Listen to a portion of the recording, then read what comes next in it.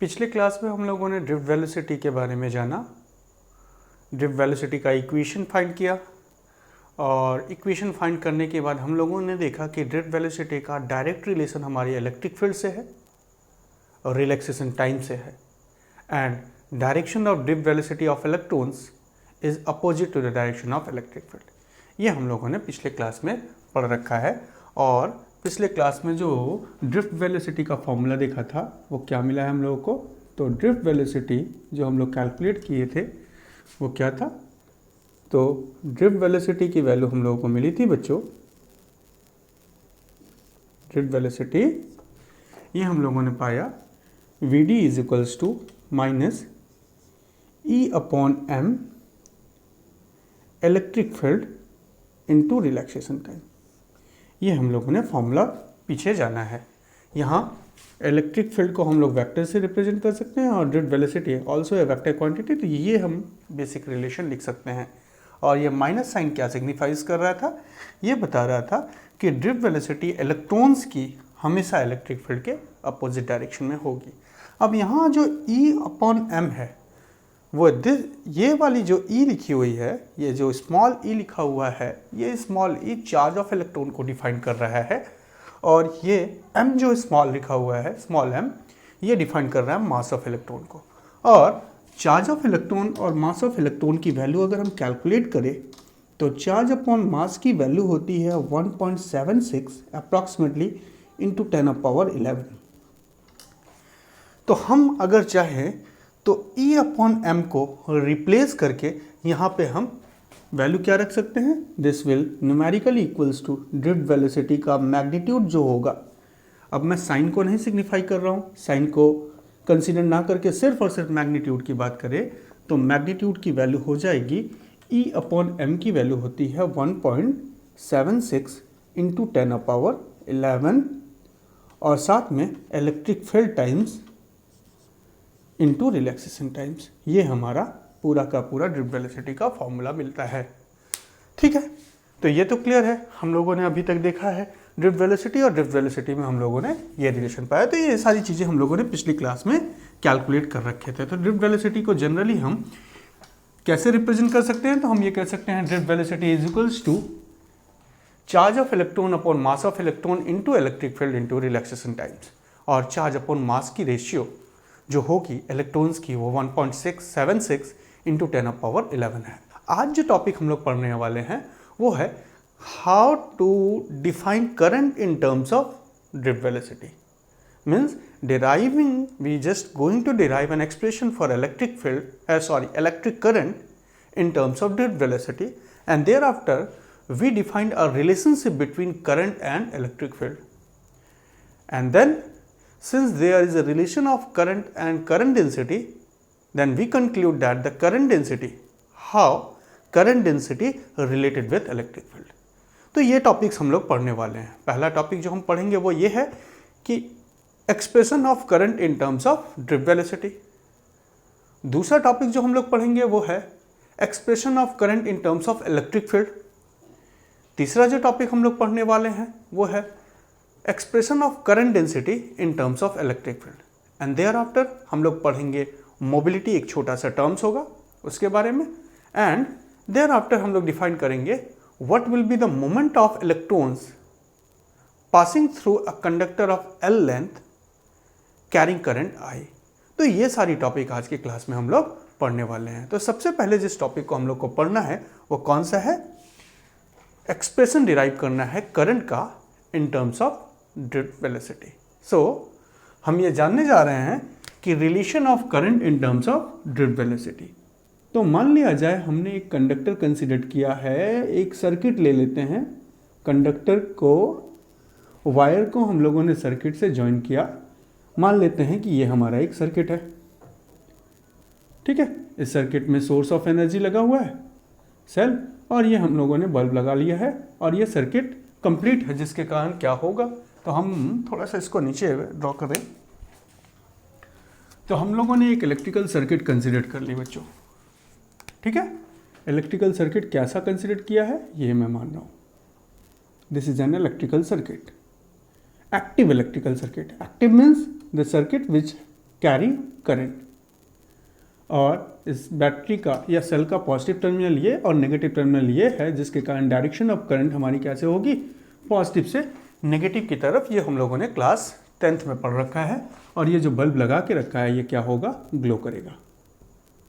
तो ये हमारा जनरली ऐसा कंडीशन हो रहा है कि when we connect a source with the load using a connecting wire, there will be an active circuit which carrying current I। तो यहाँ से I करंट फ्लो हो रहा है, और इस I करंट को अगर हम देखें तो इस I करंट में ये जो इस कंडक्टर के थ्रू फ्लो कर रहा है, इनमें से इस पार्ट कंडक्टर के किसी एक छोटे से पार्ट को ले लेते हैं। मान लिया जाए कंडक्टर की इस छोटे से पार्ट को लिया और मैंने इसको मैग्नीफाई कर दिया। मैग्नीफाई करने के बाद हमने मान लिया कि इस पोर्शन को हमने यहाँ पे मैग्नीफाई किया, और इसको अब हम मैग्नीफाई करके यहाँ देख रहे हैं, और हम ये कह रहे हैं कि let us consider this is a small portion of a conducting wire whose cross section area is taken as A and its length is taken as L। L length का हम लोगों ने कंडक्टर कंसीडर कर लिया, ये छोटा सा portion consider किया, और उसका लेंथ क्या बता रहे हैं, L है, और क्रॉस सेक्शन एरिया कितना मान लेते हैं, हम लोगों ने मान लिया area of cross section is A। ठीक है, और A क्रॉस सेक्शन एरिया मान लिया। और ये कंडक्टर बेसिकली हमने किया क्या कि इस पार्ट को मैग्नीफाई करके देख रहे हैं। अब क्योंकि इस पार्ट में करंट की डायरेक्शन किधर है, from left to right, so electron की ड्रिफ्टिंग किधर होगी, तो हम कहेंगे राइट टू लेफ्ट की तरफ। तो यहाँ पे जो इलेक्ट्रॉन्स हैं, इस इलेक्ट्रॉन्स को हम लोग देखेंगे, इस कंडक्टर के थ्रू जो इलेक्ट्रॉन्स हैं वो ड्रिफ्ट कर रहे हैं with their drift velocity towards the positive sides of the conductor, that is considered it as x and it as y। So these electrons are moving towards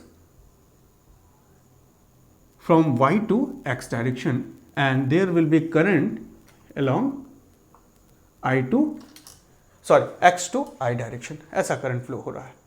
ठीक है, अब यहाँ पे जो इलेक्ट्रॉन फ्लो कर रहे हैं बच्चों, ये अगर हम इस कंडक्टर को कंसिडर करें तो सबसे पहले तो हम लोग को जानना पड़ेगा कि करंट कैलकुलेट करना है। हम लोगों ने क्या पता करना है, यहाँ पे हमने एक सिचुएशन लिया कि हमारे पास एक सर्किट है, उस सर्किट का एक छोटा सा पोर्शन लिया, उसे मैग्नीफाई किया और देखा कि उसकी लेंथ लिया है, जिस पोर्शन को लिया है हम लोगों ने, उस पोर्शन की लेंथ कितनी है, L metre, and area of cross section कितना है, A मीटर स्क्वायर। सारी चीज़ें हम लोगों ने SI यूनिट में ले रखी है, और सर्किट को देख के हम लोगों ने विजुलाइज करा कि डायरेक्शन ऑफ करंट अगर इस सर्किट में इस कंडक्टर के पोर्शन में लेफ्ट से राइट की तरफ है direction of current, so electron की ड्रिफ्टिंग किधर हो रही होगी, राइट से लेफ्ट की तरफ। ठीक है, जो कि हम लोग पीछे से पढ़ के आए हैं कि drift velocity is equals to minus times of E upon M electric field into relaxation time. ये फॉर्मूला हम लोगों ने देख रखा है, और ये माइनस साइन क्या सिग्निफाई कर रहा है वो चीज़ को मैंने यहाँ पे डिफाइन किया। अब अगर हम इस कंडक्टर के थ्रू करंट को कैलकुलेट करना चाहें तो हम कहेंगे करंट थ्रू दिस कंडक्टर। ये सिचुएशन लिख लिया जाए थोड़ा सा कि let us consider a small portion of a conductor which carrying current I, and if the length of a conductor is taken as L and area of cross section is A, an electron is drifting from y to x with their velocity, and velocity of drifting is given here। तो ये सारी चीज़ें जो हमने description दिया उसको हम लिख लेंगे। अब अगर कहें तो ये कह सकते हैं current I through the given conductor कितना होगा बच्चों, तो हम अगर यहाँ पर कहें तो करंट का फॉर्मूला क्या होता है, तो हम कहेंगे करंट का formula I is equals to Q by T होता है। I is equals to general formula क्या है, Q बाई T, और बाई क्वांटाइजेशन लॉ हम ये कह सकते हैं कि this I equals to N into E upon T। Q is equals to NE कौन सा बोलता है, तो हम कहेंगे using quantization, since Q is equals to number of electron into charge of electron. ठीक है, अब इस कंडक्टर में जो हम लोगों ने एक्स वाई लेंथ का कंडक्टर कंसीडर, एक्स वाई जिसकी लेंथ कितनी है एल, इस कंडक्टर में टोटल नंबर ऑफ इलेक्ट्रॉन कितने हैं बच्चों एन, और ये इलेक्ट्रॉन कहाँ है through out the volume of a conductor. तो हम ये कह सकते हैं, ये पॉइंट्स हमारा पहला हो गया कि करंट को हम लोगों को कैलकुलेट करना है, तो करंट की वैल्यू कितनी होगी, तो I is equals to Q by T, Q amount of charges से फ्लो हो रहे होंगे in a given interval of time. So current का बेसिक फॉर्मूला होता है क्यू बाई टी, उसे हम लोगों ने सब्स्टिट्यूट किया और by quantization Q is equals to कितना हो जाएगा, Q is equals to N E. What is N? Here N is the number of electrons passing through the conductor which carry current I। ठीक है, अब इसको हम मान लेते हैं this is equation number 1। Now let n number of electrons n be the number of electrons in volume V of conductor। Volume V में n number of electrons हैं, इस पूरे के पूरे एरिया और लेंथ मिला दिया जाए तो area into length is equals to क्या हो जाता है वॉल्यूम। तो इस पूरे वॉल्यूम में कंडक्टर के कितने नंबर ऑफ इलेक्ट्रॉन लिया हम लोगों ने, n नंबर ऑफ इलेक्ट्रॉन लिया। So number of electron per unit volume क्या हो जाएगा, तो हम कहेंगे नंबर ऑफ इलेक्ट्रॉन्स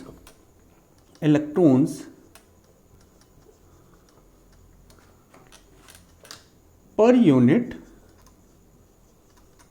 वॉल्यूम।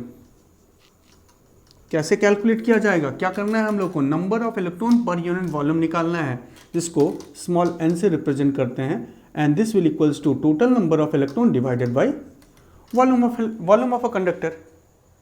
ठीक है, अब यहां से नंबर, ये स्मॉल n किसको रिप्रेजेंट कर रहा है, यूनिट वॉल्यूम में कितने नंबर ऑफ इलेक्ट्रॉन्स होंगे, और n किसको रिप्रेजेंट कर रहा है, total number of electron in a given volume V, जो कि ऊपर लिखा हुआ है।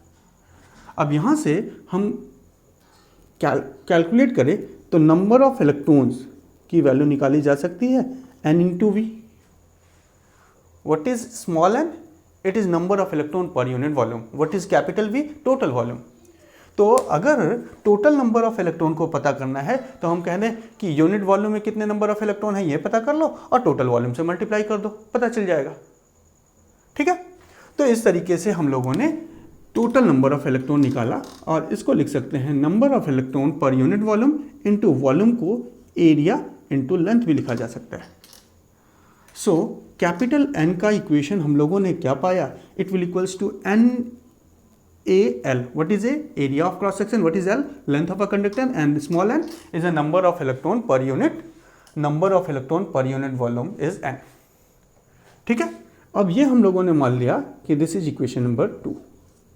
नाउ अब देखा जाए तो हमारे इक्वेशन नंबर 1 में, हमारा जो इक्वेशन नंबर 1 है जिसमें I की वैल्यू किसके बराबर है NE बाई टी, और इक्वेशन नंबर 2 में N की वैल्यू कितनी है NaL।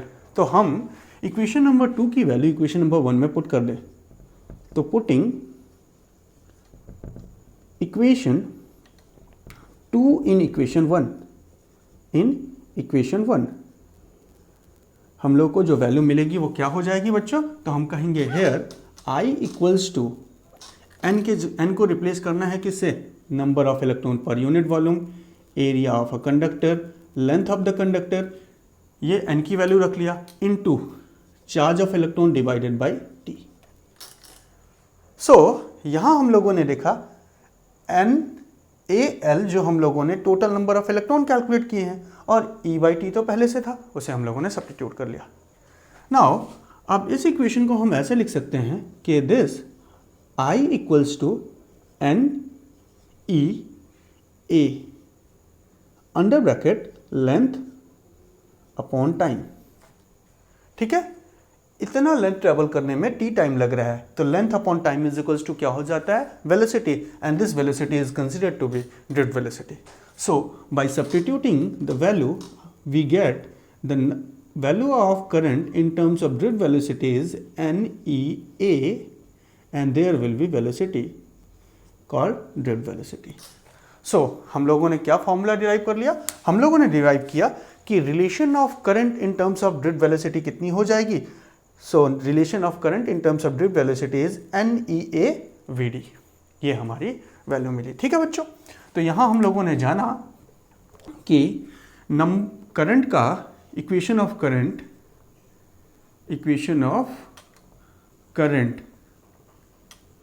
In terms of drift velocity क्या मिला, इन टर्म्स ऑफ ड्रिफ्ट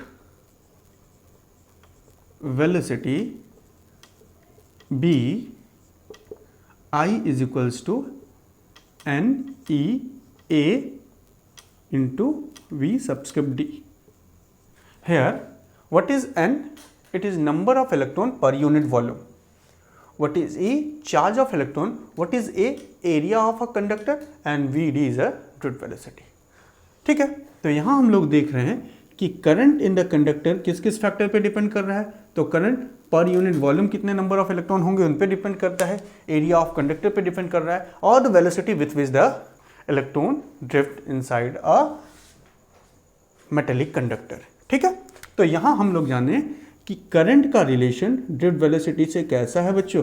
तो current is directly proportional to drift velocity, ये हम लोगों ने कंक्लूजन डिराइव कर लिया। Higher the drift velocity greater will be the larger will be the current. ठीक है, तो कंक्लूजन क्या है, I is directly proportional to VD, that is larger the velocity the magnitude of drift velocity larger the magnitude of drift velocity, more will be the magnitude of current, more be the intensity of current, intensity of current। ठीक है, clear. तो ये हम लोगों ने general relation derive कर लिया कि करंट का formula in terms of drift velocity क्या होगा, तो हम कहेंगे it will equals to NEA/VD। Now अब थोड़ा सा आगे हम चले तो हम लोगों को ये मालूम है कि ड्रिफ्ट वेलोसिटी का इक्वेशन क्या कहता है, E/mE इंटू टाउ। तो अगर हम यहाँ से डिराइव करना चाहें रिलेशन बिटवीन करंट और इलेक्ट्रिक फील्ड, तो वो हम डिफाइन कर सकते हैं। तो यहाँ से अगर देखा जाए तो relation of current in terms of electric field जो आएगा वो क्या होने वाला है बच्चों, तो हम कहेंगे कि हम लोगों ने अब नेक्स्ट टॉपिक यहाँ पे हम लोगों ने जाना कि what is the formula of current in terms of drift velocity, और फॉर्मूला क्या मिल रहा है, I is equals to NEA/VD। Now next हम लोग को जानना है what is the relationship between current and electric field. तो करंट और इलेक्ट्रिक फील्ड के बीच में रिलेशन स्टैब्लिश करने के लिए हम लोग कहेंगे कि relation between current and electric field is defined in such a way that we know that the value of current is I equals to NEA/VD। ये हम लोगों ने डिफाइन कर रखा है, NEA/VD। अब यहाँ पे थोड़ा एक चीज़ पहले और डिफाइन कर लें, उसके बाद फिर हम आगे की बात करते हैं। यहाँ एक कंक्लूजन और डिफाइन करना है बच्चों कि अगर यहाँ से ड्रिफ्ट वेलोसिटी का फॉर्मूला डिफाइन करते हैं तो VD इज इक्वल्स टू कितना हो जाएगा, तो हम कहेंगे VD is equals to I/NE into A। ठीक है, ये इक्वेशन हम लोग को मिल रहा है। मतलब if you have a knowledge about the current and that current is steady current, steady current means the magnitude of a current does not change with time. अगर ऐसा करंट है सो ड्रिफ्ट वेलोसिटी को अगर देखा जाए तो drift velocity का formula क्या आएगा, ड्रिफ्ट वेलोसिटी का रिलेशन करंट से कैसा है, तो हम कहेंगे ड्रिफ्ट वेलोसिटी का रिलेशन करंट से इनवर्स है। तो पहला कंक्लूजन यहाँ हम लोगों ने जो जाना था वो ये है कि current is directly proportional to drift velocity, जितना ज़्यादा ड्रिफ्ट वेलोसिटी उतनी ज़्यादा करंट। अब नेक्स्ट टॉपिक देखें यहाँ से, तो हम लोगों ने इसी इक्वेशन में VD को लिखा इन टर्म्स ऑफ करंट, तो VD is equals to I/NEA। So if I is constant, अगर I को हम लोग कॉन्स्टेंट कर लेते हैं सो N और E तो कांस्टेंट होगा ही, number of electron per unit volume for a conductor, and E the charge of a conductor, these three terms are constant, and we observe that drift velocity is inverse in relation with drift velocity is inverse in relation with area. Area और drift velocity में कैसा relation होगा? Inverse relation होगा। ऐसे condition पे अगर I current किसी conductor से फ्लो कर रहा है और वो कंडक्टर ऐसा हो जाता है, यूं इस सिचुएशन पे हो जाता है, मतलब 3 डिफरेंट लोकेशन पे 3 डिफरेंट एरिया है, तो हम देखेंगे where the drift velocity is maximum at point 1, at point 2 means at 1, 2 और एट 3। तो डायग्राम को देखा जाए तो हम कहेंगे एरिया सबसे कम कहाँ है? तो हम कहेंगे एरिया सबसे कम 2.2 पोजीशन पे है। ऐसे कंडीशन पे सबसे ज़्यादा ड्रिफ्ट वेलोसिटी कहाँ होगी? सबसे ज़्यादा ड्रिफ्ट वेलोसिटी हमारी यहाँ पे होगी। तो ड्रिफ्ट वेलोसिटी यहाँ से हम लोग जो रिलेशन डिफाइन कर रहे हैं उसमें सबसे ज़्यादा ड्रिफ्ट वेलोसिटी इस लोकेशन की होगी, that is v at second point is greater than drift velocity as first point and which is greater than drift velocity at third point. ठीक है, ये हम लोगों ने पाया। और ये प्रिंसिपल ऑफ कंटिन्यूटी भी बताता है, where the area is small drift velocity of flow will be higher. और ये चीज़ हम यहाँ पे भी देख रहे हैं। तो ऐसे कंडीशन पे हम कह रहे हैं during the flow of current principle of continuity also follows. ठीक है, ये बहुत इंपॉर्टेंट पॉइंट है कि is principle of continuity follow during the flow of a current through a conductor. तो yes, it is followed and it can be defined by this relation that the drift velocity is inversely proportional to area, which is also the equation of principle of continuity। ठीक है, तो ये हम लोगों ने जाना। अब जो हम डिस्कस कर रहे थे कि हम लोग को करंट को डिफाइन करना है इन टर्म्स ऑफ इलेक्ट्रिक फील्ड, उस पर आ जाए तो हम ये कहेंगे, हम लोगों को ये बात मालूम है कि करंट का फॉर्मूला क्या है? NEA/VD। करंट का फॉर्मूला क्या है बच्चों? NEA/VD। किसी कंडक्टर से जिसका area of cross section A है, number of electron per unit volume small n है और velocity of drift velocity of electron जो है वो VD है, उससे जो करंट होगा उसका फॉर्मूला हम लोगों ने पाया है I = NEA/VD। नाउ अब अगर VD की वैल्यू हम रखें तो हम कहेंगे we know that drift velocity VD is equals to minus E upon m electric field into relaxation times. ठीक है, अब अगर हम इस इक्वेशन में अगर ड्रिफ्ट वेलोसिटी की वैल्यू पुट करें तो सिर्फ मैग्नीट्यूड पुट करना है हम लोग को। तो क्योंकि करंट एक स्केलर क्वांटिटी है, so we does not need to find the direction. ठीक है, ऐसे कंडीशन पे ड्रिफ्ट वेलोसिटी का मैग्नीट्यूड रखेंगे। मैग्नीट्यूड रखने का मतलब हम लोग क्या करेंगे? मॉडुलस वैल्यू निकालेंगे। और मॉडुलस वैल्यू निकालने का मतलब अगर इसका मॉडुलस और इसका मॉडुलस दोनों का मॉडुलस कर लिया जाए तो मॉडुलस से जब भी कोई चीज़ बाहर आती है, कोई भी इक्वेशन अगर मॉडुलस से बाहर आता है तो इसकी साइन क्या हो जाती है? पॉजिटिव। ऐसे कंडीशन पे अगर सब्स्टिट्यूट करेंगे तो I = NEA, ये तो हमें मालूम है। नाउ ड्रिफ्ट वेलोसिटी का इक्वेशन क्या है?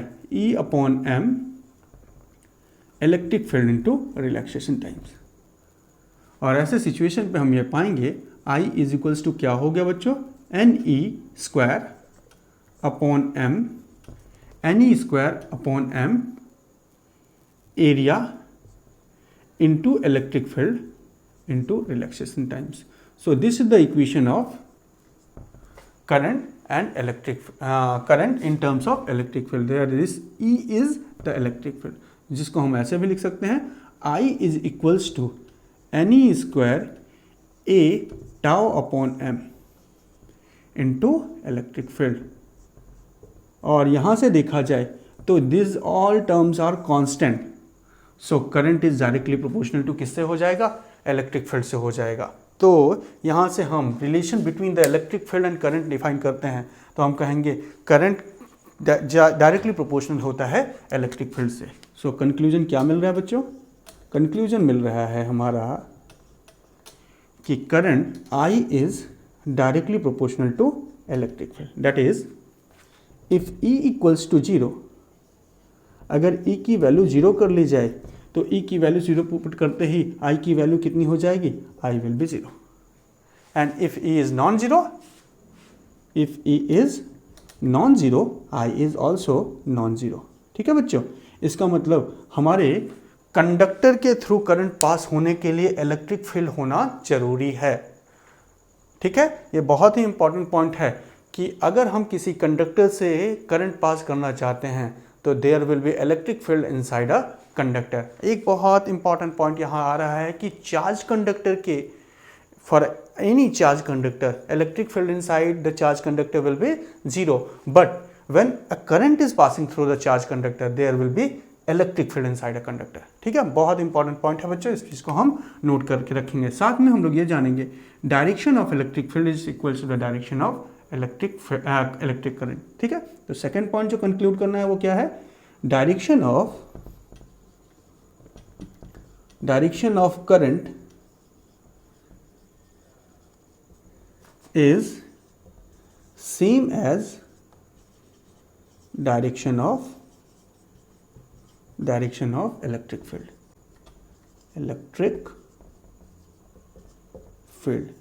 जिस डायरेक्शन में इलेक्ट्रिक फील्ड होगी डायरेक्शन ऑफ करंट वैसा ही होगा। ठीक है बच्चों, तो ये हम लोगों ने रिलेशन पता किया किसके किसके बीच में, करंट और इलेक्ट्रिक फील्ड के बीच में।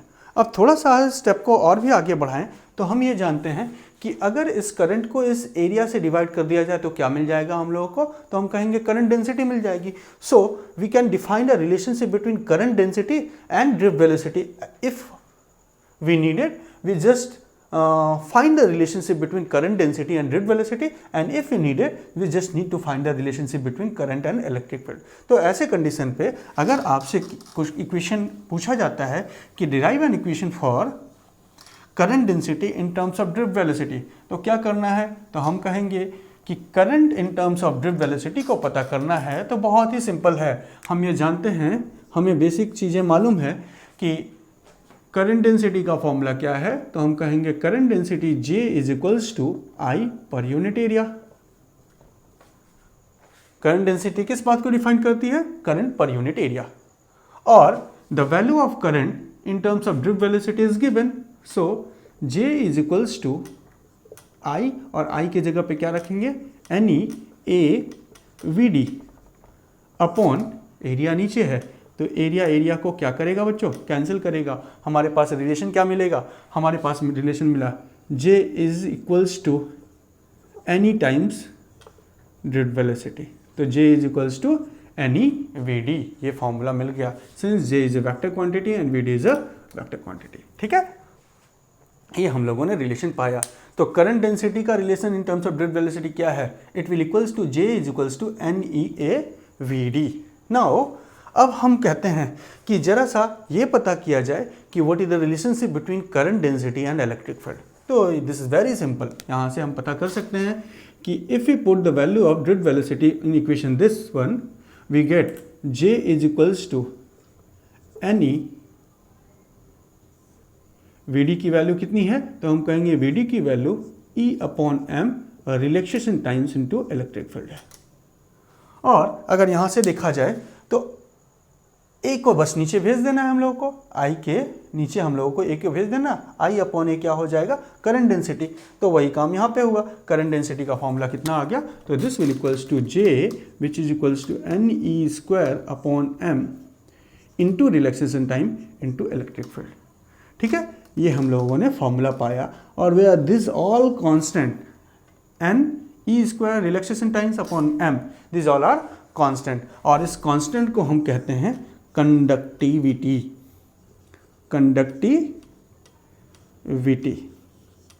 ठीक है, and it is defined by sigma. So current density is equals to sigma times of electric field. Current density की वैल्यू कितनी हो जा रही है, current density is equals to sigma, what is sigma, current conductivity upon electric field into electric field. ठीक है, and there we observe that electric field current density is directly proportional to electric field also.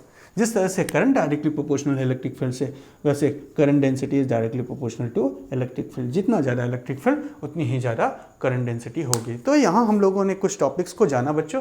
इनमें से पहला topic जो हम लोगों ने पढ़ा वो है current in terms of drift velocity. There after हम लोगों ने पढ़ा current in terms of electric field. फिर हम लोगों ने पता किया current density in terms of drift velocity, and there after हम लोगों ने पता किया current density in terms of electric field. And in between हम लोगों ने एक सिंबल जाना, and that is constant for any material, and this will equals to conductivity, which defines how much the extent of conduction for any material, ठीक है, जिसको हम लोग अभी डिटेल में पढ़ने वाले हैं। तो यहाँ हम लोगों ने J और E के बीच में रिलेशन पाया, J is equals to sigma into E, where sigma is the conductivity and E is the electric field and J is current density, ठीक है। अब नेक्स्ट टॉपिक जो हम लोग को पढ़ना है वो है मोबिलिटी। अब मोबिलिटी क्या है बच्चों, तो हम ये कहेंगे इट इज वेरी सिंपल कि हमारे पास किसी भी कंडक्टर के थ्रू अगर करंट प्रोड्यूस हो रहा है तो करंट के लिए रिस्पॉन्सिबल कौन है, थर्मल वेलोसिटी या ड्रिफ्ट वेलोसिटी। तो हम कहेंगे करंट के लिए रिस्पॉन्सिबिलिटी किसकी है, ड्रिफ्ट वेलोसिटी की। और करंट को किसी भी कंडक्टर के थ्रू करंट पास करने के लिए हम लोगों को क्या करना पड़ेगा, हम लोगों को इलेक्ट्रिक फील्ड अप्लाई करनी पड़ेगी। तो अगर हम किसी कंडक्टर के थ्रू इलेक्ट्रिक फील्ड अप्लाई करते हैं, potential difference across there and अगर हम देते हैं तो कंडक्टर में इलेक्ट्रिक फील्ड बन जाएगी, इलेक्ट्रिक फील्ड डेवलप हो जाएगी और इस इलेक्ट्रिक फील्ड के कारण इलेक्ट्रॉन क्या होगा, ड्रिफ्ट होगा। तो हमें ये जानने को मिल रहा है कि इलेक्ट्रिक फील्ड देने से इलेक्ट्रॉन क्या करना शुरू कर दे रहा है, ड्रिफ्ट करना शुरू कर दे रहा है। तो कितनी इलेक्ट्रिक फील्ड दें तो कितनी ड्रिफ्टिंग होगी, amount of the magnitude of drift velocity, किस वेलोसिटी से इलेक्ट्रॉन ड्रिफ्ट करेंगे अगर हम ई अमाउंट ऑफ इलेक्ट्रिक फील्ड देते हैं, इसी चीज़ को डिफाइन करता है मोबिलिटी। तो यहाँ हम नेक्स्ट टॉपिक जो पढ़ने वाले हैं वो कौन सा है, मोबिलिटी, जिसको रिप्रेजेंट करते हैं हम लोग मोबिलिटी, और मोबिलिटी को हम लोग रिप्रेजेंट करते हैं mobility it is represented by new, ठीक है, न्यू से रिप्रेजेंट करते हैं। और मोबिलिटी क्या बताता है, it is defined, mobility define the ratio of drift velocity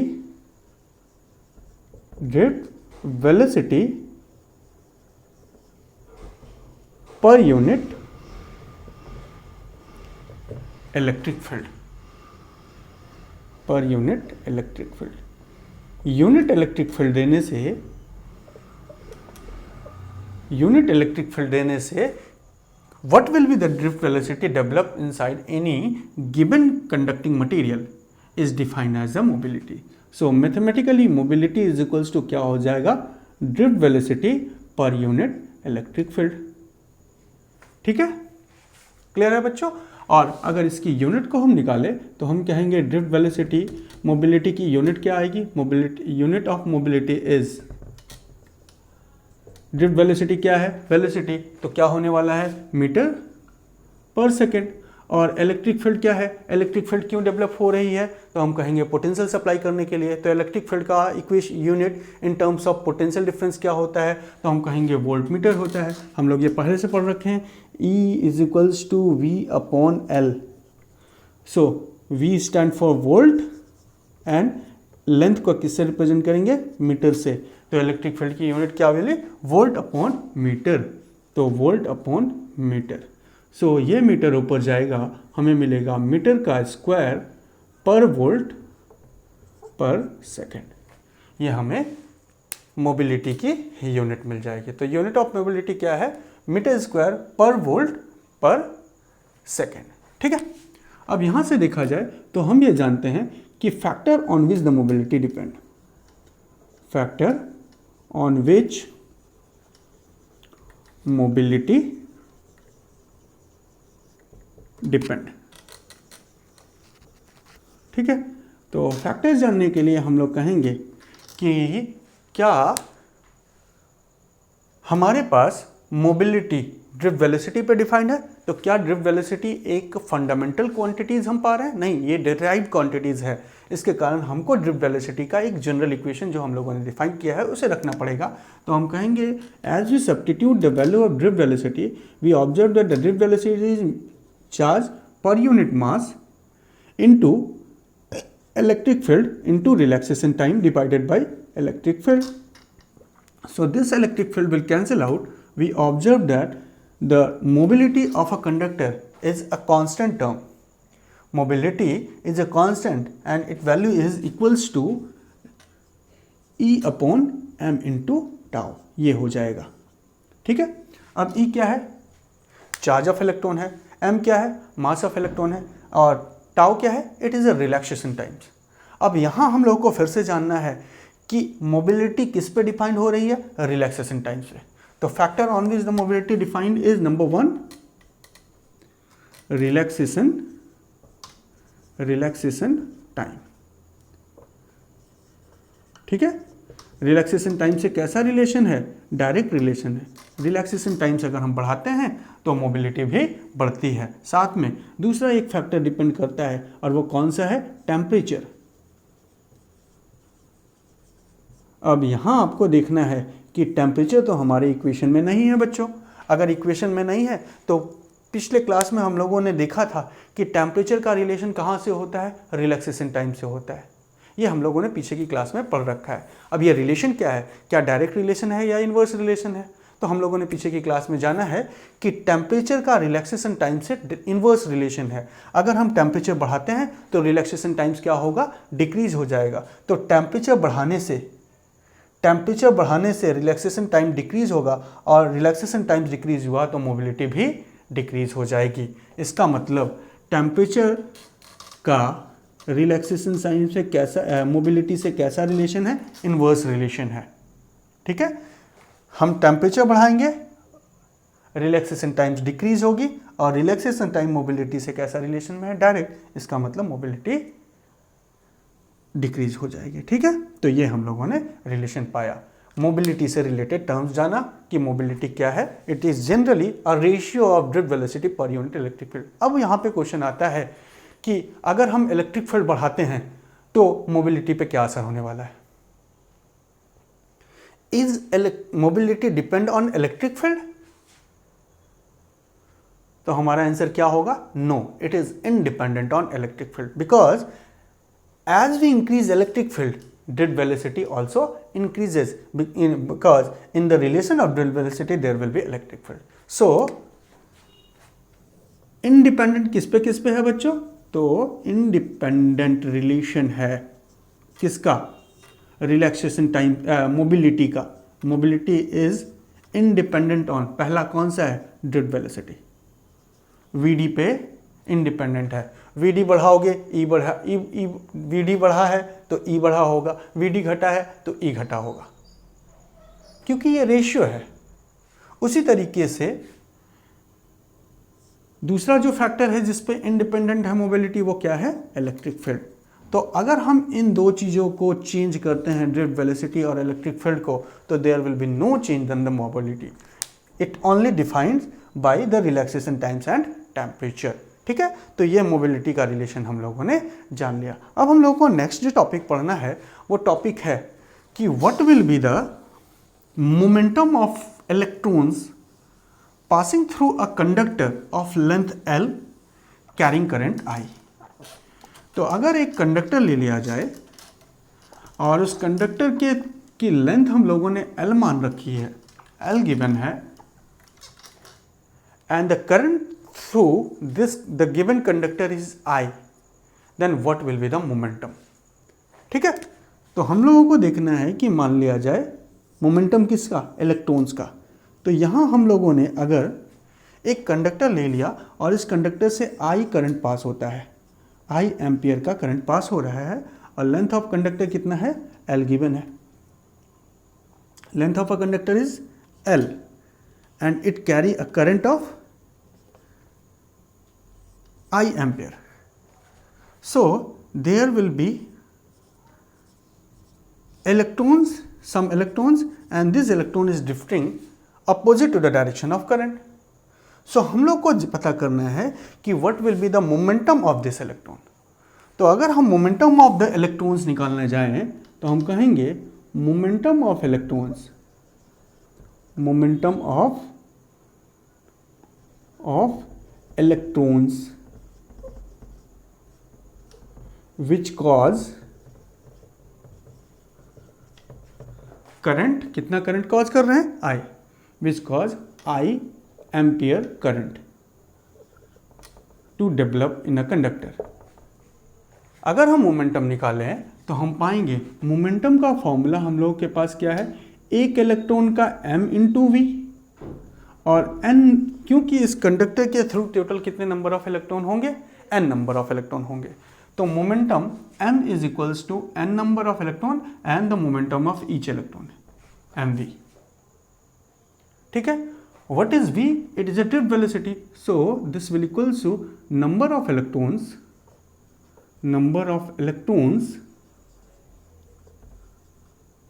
into momentum of each electron, momentum of each electrons, यही हम लोग जनरल फॉर्मूला जान रहे हैं। अब अगर देखा जाए तो यहाँ हमारे पास इक्वेशन में गिवन क्या है, हमारे पास करंट गिवन है और length of a conductor given है। तो हम लोगों को किसी तरह से इक्वेशन को करंट और लेंथ ऑफ अ कंडक्टर के टर्म्स में लिखना पड़ेगा। तो मान लिया जाए यहाँ हम लोगों ने n को क्या लिख लिया, ये हमने n लिख लिया, number of electron will be n and momentum is equals to mv जो ऊपर लिखा हुआ है। And what is v? It is a drift velocity, क्योंकि which velocity is responsible for a current to flow through a conductor? So drift velocity is responsible. Therefore, in the momentum we just need to write drift velocity. ठीक है, अब देखा जाए तो हम ये जानते हैं मोमेंटम का फॉर्मूला यहाँ से हम लोगों को क्या मिला, n into mass of electron into drift velocity of electron. Now अब हमें ये मालूम है कि हम क्वांटाइजेशन के लॉ से पता कर रखे हैं कि Q इज इक्वल्स टू क्या होता है बच्चों, n into E by quantization. Therefore I equals to क्या हो जाएगा, n इज इक्वल्स टू क्या हो जाएगा, so n is equals to Q upon E हो जाएगा, जिसको हम यहाँ सब्स्टिट्यूट कर सकते हैं। So the equation will be Q upon E into M into drift velocity. ठीक है बच्चों, ओके। नाउ अब ये इक्वेशन हम लोग को मिल गया और उसके बाद हम जानते हैं, हमें फिर से पता है कि Q इज इक्वल्स टू क्या होता है, I into T। Basic formula of current क्या है, I is equals to Q by T. So Q is equals to क्या हो जाएगा, I इंटू टी। तो Q की जगह अगर हम सब्स्टिट्यूट कर लें तो क्या मिलेगा, I into T into M into V D divided by E. ठीक है, क्लियर। अब what is V? It is a velocity. So velocity का फॉर्मूला हमारे पास क्या होता है, तो हम कहते हैं velocity is equals to displacement that is the length of a conductor upon time. So length of a conductor क्या हो जाएगा, तो हम कहेंगे therefore length of a conductor is equals to V D into T. और यहाँ के equation में वी डी और टी के बीच में क्या है, multiplication. So we can replace V D into T with L. तो हमारे पास जो फॉर्मूला मिल रहा है वो क्या है, M I L upon E. So total momentum of electrons will equals to mass of electrons upon charge of electrons into I into L. और ये इलेक्ट्रॉन अपॉन मास की रेशियो जो हम लोगों ने आज की क्लास में मैं पहले ही बता रखा हूँ कि हमारी कितनी होगी, 1.76 इंटू 10⁻11। ये किसकी वैल्यू है, E अपॉन एम की value. So E upon M की वैल्यू यहाँ रख लें तो वैल्यू कितनी हो जाएगी, I into L. This is the momentum of electrons आ जाएगा। तो जनरली हम लोग को क्या चाहिए, लेंथ ऑफ अ कंडक्टर, और हमें क्या चाहिए, current passing through the conductor, और उसको किससे मल्टीप्लाई करके 1.76 इंटू 10⁻11 से हम डिवाइड कर देंगे, हमें क्या मिल जाएगा, momentum of electrons passing through the conductor. और मोमेंटम की यूनिट क्या होगी, हर एक चीज़ हम लोगों ने किस में ले रखी है, हम लोगों ने सारी चीज़ें ऐसा यूनिट में रखी है, तो इसलिए मोमेंटम की वैल्यू क्या हो जाएगी, kg metre per second. It will be kg metre per second. ठीक है, तो ये हम लोगों को मिल गया। तो आज हम लोगों ने अपने क्लास में कुछ टॉपिक्स के बारे में पढ़ा, और ये सारी की सारी टॉपिक बहुत ही छोटी छोटी सी टॉपिक थी। कि सबसे पहले हम लोगों ने ये देखा कि ड्रिफ्ट वेलोसिटी एरिया का रिलेशन क्या है। उसके बाद हम लोगों ने जाना कि करंट का फॉर्मूला ड्रिफ्ट वेलोसिटी के टर्म्स में क्या होगा। फिर हम लोगों ने पता किया कि करंट और इलेक्ट्रिक फील्ड में क्या रिलेशन है। फिर एक छोटा सा रिलेशन हम लोगों ने डिफाइन करी कि करंट डेंसिटी का ड्रिफ्ट वेलोसिटी से क्या रिलेशन है, करंट डेंसिटी का इलेक्ट्रिक फील्ड से क्या रिलेशन है। उसके बाद हम लोगों ने जाना कि मोबिलिटी क्या होती है, और मोबिलिटी कौन कौन से ऐसे फैक्टर हैं जिस पे डिपेंड है, और कौन कौन से ऐसे फैक्टर हैं जिस पे इंडिपेंडेंट है। एंड एट लास्टली हम लोगों ने जाना कि momentum of electron passing through a conductor of length L and area and it carrying a current I. तो आज की क्लास में हम लोगों ने यहाँ इतने टॉपिक्स को कंक्लूड कर लिया। अब नेक्स्ट क्लास में हम लोग को जो पढ़ना है बच्चों, वो एक सर्किट की एक इलेक्ट्रिकल सर्किट की बेसिक प्रॉपर्टी जो होती है दैट इज रेजिस्टेंस। रेजिस्टेंस के बारे में हम लोग स्टडी करेंगे और रेजिस्टेंस का रिलेशन देखेंगे, कैसे कैसे किन किन फैक्टर्स पे रेजिस्टेंस डिपेंड होता है, और उसके बाद फिर हम डिफाइन करेंगे ओम्स लॉ, और ओम्स लॉ में आएंगे और धीरे धीरे हम लोग चीज़ों को आगे स्टडी करना शुरू करेंगे। ठीक है, तो आज की क्लास में हम लोग यहीं इसी टॉपिक पे कंक्लूड करते हैं। नेक्स्ट टॉपिक में हम लोग रेजिस्टेंस पढ़ने वाले हैं। Okay, thank you.